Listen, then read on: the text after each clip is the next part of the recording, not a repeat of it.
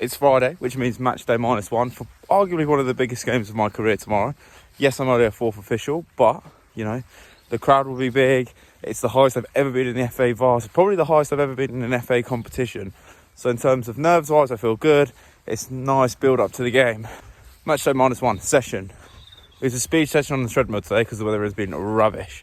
But yeah, you know, very excited, looking forward to tomorrow. With what will be the quarterfinal of the FA Vars. So yeah, we'll catch you tomorrow. So, pre-match mealtime. It's beans, bacon, eggs and potatoes. So if I do need to come on, I'm going to be filled up plenty to go. But I'm also not eating so much that I feel heavy on the line, heavy as a 4th official. So yeah, I'm going to eat this up and then pack my kit bag ready to go.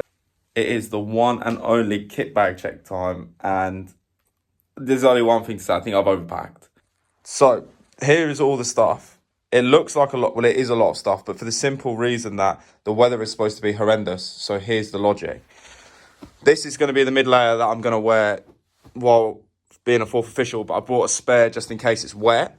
Leggings in case it's cold. 2 undershirts. Again, if it's wet, I don't want to be wearing wet kit for as much as I can. So here's a common theme. Snood, hat, gloves in case it's cold. It's going to be windy up at Peacehaven. I know the ground well. 2 pairs of spare tracksuit bottoms as well as the tracksuit bottoms I'm wearing. You know, first half, second half, go home in. Because otherwise, what's going to happen is, from logic and what people have told me, is that prepare for it being wet. Otherwise, you have to travel home in wet gear. My match kits as well, just in case I have to go on. So I've got short sleeve, long sleeve there. Shorts, socks, spare socks to go home in.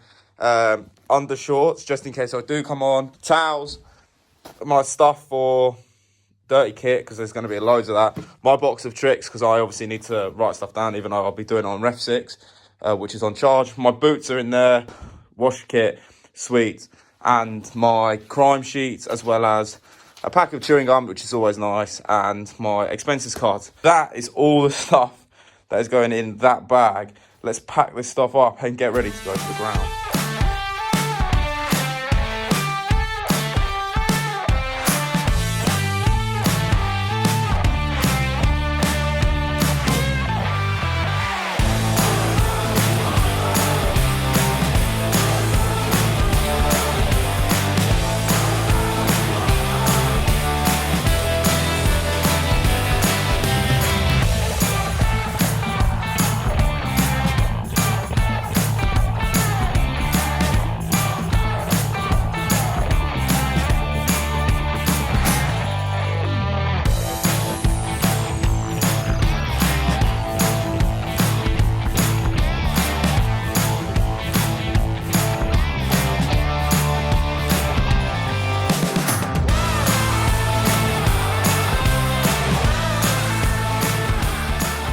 So I've just pulled up at home and I thought I'd just go for a quick walk and debrief how I feel. You know, it's hard to do these debriefs and try and be neutral because what a day. I've had a really enjoyable day out. The atmosphere was great. The football wasn't the best, but the benches worked with me really well. It's just a really nice day out. And it's hard to not smile about these and, you know, it just makes you love football. And, you know, the journey that we've been on, it's been such an up and down season. You get an appointment like that out of nowhere and, you know, everything just feels worth it, all the hard work. And like, it's not a final, don't get me wrong. But it just feels so good. And it makes me so proud. And, you know, I loved the day. And I've worked with the referee a couple of times now and I think he's really good. And listening to him on comms as well is really helpful because, you know, hearing how he goes about things and how they work with comms as well, which I think I'll talk about, I will talk about, you know, all the little things I've picked up on the comms and stuff. But Peacehaven lost on penalties, so the away team won. And, you know, penalties go to penalties. The atmosphere was great. I've just really enjoyed today. But because it's more official and I've just got home, I'm going to go for a little, like, 15-minute run. just to, you know, do some exercise because I've not really done a lot today, obviously, other than a pre-match walk, and I've got loads of pent-up energy. And then tomorrow I'm off to play golf to recover. But I will catch you for my debrief to debrief what has been an unbelievable day out. So we are going to look over the Peacehaven versus Corsham Town game, and in this we're going to look at something weird that happened to me after it must have been 15 seconds, which we've got a nice clip for. We're going to go through the event itself, as well as we're going to go for another user clip. So keep sending them in. They've been great so far. So make sure you send them in to john@refsix.com. That's JON@refsix.com for your chance to win REFSIX Pro free for a year. Now, the Corsham Town game. It was a great game. Quarter-final of the FA Vase. What an appointment to be, involved in. But this happened to me after, let's have a look, 8 seconds. So we'll just play the clip through.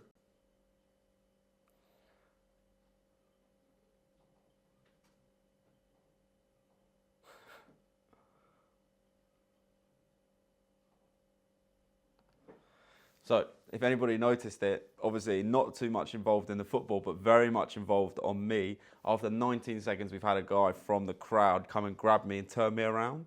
And what he wanted was me to sit down, basically. And I kindly told him that wasn't a thing, and I had to stand as I was part of the game.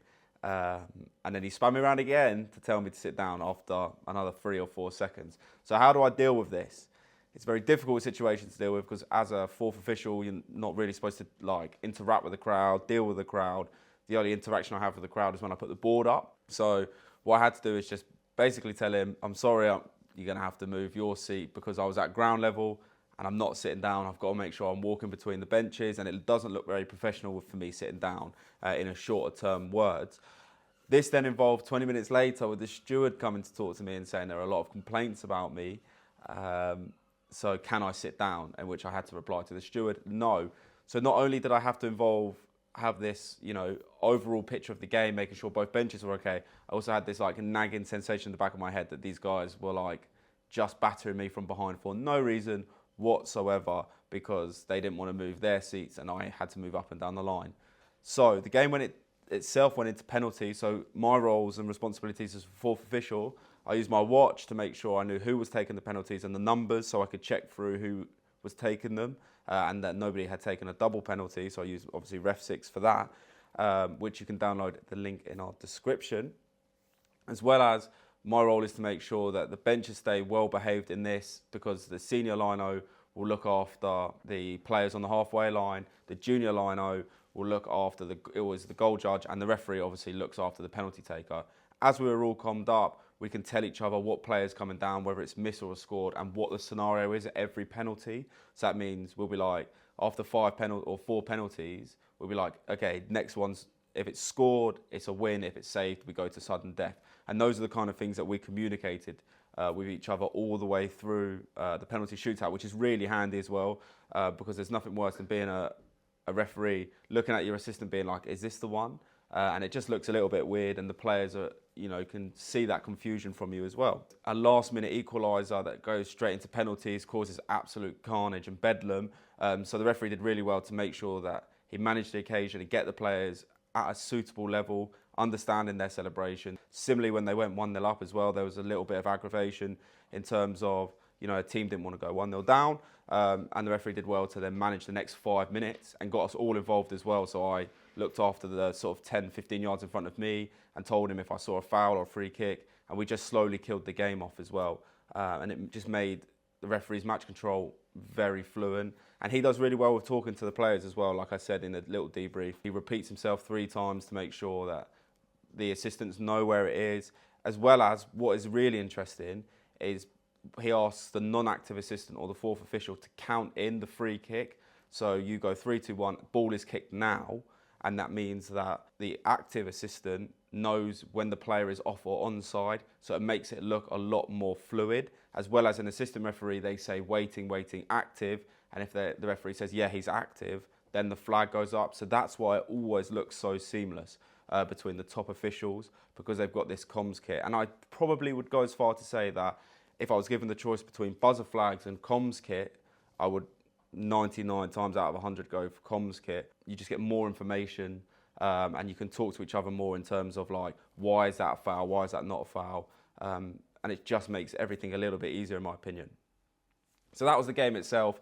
Really enjoyed it. You can check the highlights on Caution Town website, where we've got a lot of the footage from as well. So shout out to them because they got some great footage for the day. But I think as a refereeing team, we won on the day as well. No one was talking about us afterwards. We were able to go into the clubhouse and everyone be, you know, respectful and be like, yeah, you've had a good game and stuff. And moving on to our user clip for this week. And this week we have got another advantage. And I had a look at this one before and it is unbelievable. So Sam has sent this clip in and we're going to run it through once and then we're going to analyse it quickly. So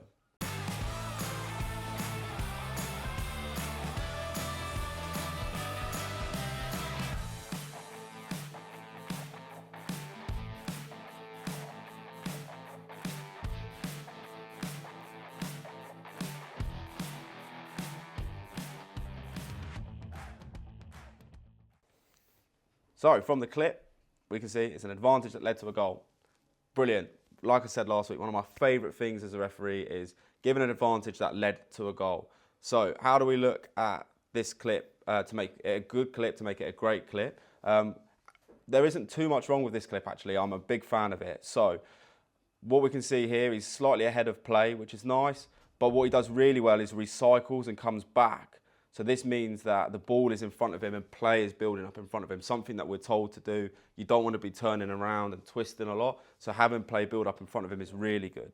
He's also at a good angle and a good distance to see the little foul that's happened. Doesn't blow too quickly, which is really important. Allows play to happen, sees if there's an advantage, goes big with the advantage. The only thing I'd say with him is if we take it back a little bit, he's a little bit flat-footed here. So make sure that when we're given the advantage, we're always on the go rather than static arm out for the advantage. Great one-handed, can go two if you want, but the one-handed looks smart here. So what we have to do is keep going on the move with the advantage, and then that just means that you're up with play a little bit more because you're a little bit behind here because you've started flat-footed. But other than that, the ball goes in the back of the net. I can already tell you're like, yeah, go on then, which is great. So, you know, we've got a few tweaks in there. Just be on your toes when giving the advantage. But other than that, it's a cracking clip. Well done. So you have won a year's free REFSIX Pro. Congratulations. But that is all we've got time for this week. You'll enjoy next week's vlog when we head off to Guernsey. So we've got to get back on the aeroplane over to Guernsey. But thanks very much for watching. Please like and subscribe, and I will see you at the next REFSIX weekly vlog.